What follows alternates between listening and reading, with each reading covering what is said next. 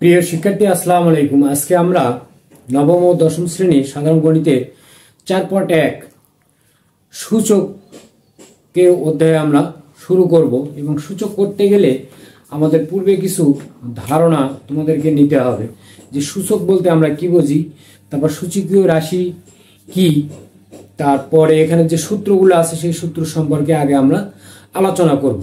তাহলে সূচক আসলেটা কি বা কাকে বলে? সূচক বলতে কোনো সংখ্যা পাওয়ার বা ঘাতকে বোঝানো হয়। তাহলে সূচক বলতে আমরা কি বুঝবো?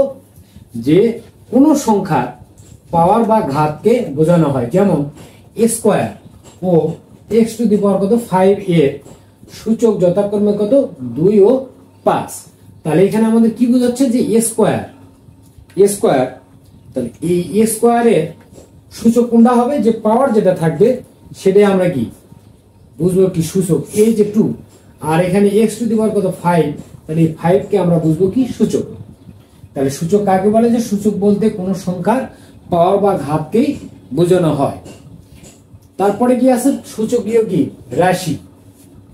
সূচক ও ভিত্তি সংবলিত রাশিকে সূচকীয় রাশি বলা হয়। যেমন স্কোয়ারের সূচকীয় রাশি ভিত্তি হলো কত a এবং সূচক বা ঘাত হবে কত 2।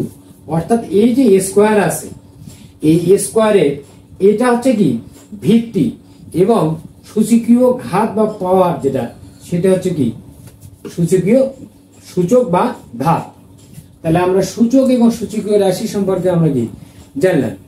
এখন আমরা কি সূত্র এই অধ্যায়ের অঙ্ক করতে গেলে আমাদের যে যে সূত্রগুলো প্রয়োজন আমরা সেগুলো কি দেখে নেব এক নজরে। যে 1 নম্বর সূত্র আছে কি যে এর পর a to the power m গুণন কত a টু দি পাওয়ার কত n।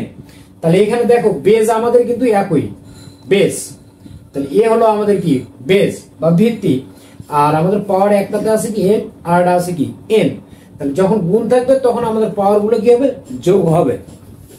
2 নাম্বার এখানে ভাগ আকারে আছে যে a to the power m divided a to the power কত n। তাহলে যখন আমাদের ভাগ আকারে থাকবে তখন আমাদের পাওয়ার গুলো কি হবে? বিয়োগ হবে।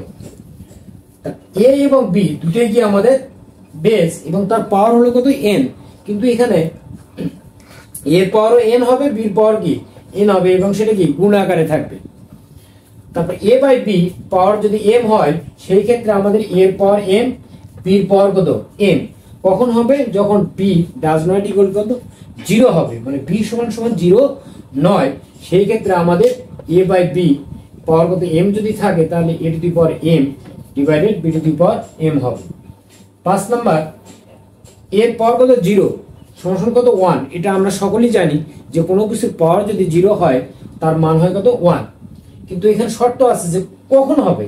যে a ডাজ নট ইকুয়াল কত 0, a সমান সমান যখন 0 হবে না তখন আমাদের এর পাওয়ার 0 সমান কত 1 হবে।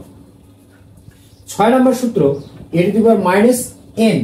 তাহলে এখানে মাইনাস থাকলে কি হবে? ভাগ হবে 1 divided a to the power n এবং শর্ত কি a does not equal 0, n element কত n, মানে কি স্বাভাবিক সংখ্যা। 7 নম্বর সূত্র a to the power m তার পাওয়ার কত n, মানে এখানে কি দুইটা পাওয়ার আছে, তাহলে দুইটা পাওয়ার কি হবে? গুণ হবে। আর এটা আছে এর পাওয়ার m গুণন b এর পাওয়ার m। তাহলে এখানে এর পাওয়ার যা আছে b এর পাওয়ারও কিন্তু তাই আছে, দুইটার পাওয়ারে কিন্তু আমাদের একই আছে, অর্থাৎ a b তার পাওয়ার কত m। 8 number root n a সমান সমান কত হবে? যে এর পাওয়ার কি হবে 1 ডিভাইডেড কত n।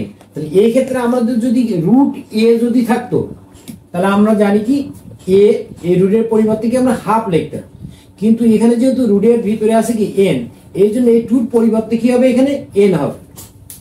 আবার এখানে root n a to the power কত m, তাহলে সমান সমান a m ডিভাইডেড কত n। তাহলে এই সূত্রগুলো অবশ্যই তোমাদের কি জানা থাকতে হবে। যদি সূত্রগুলো তোমরা জানো তাহলে অবশ্যই সূচকের যে অঙ্কগুলো আছে সেগুলো কিন্তু তোমরা ভালোভাবে করতে পারবে।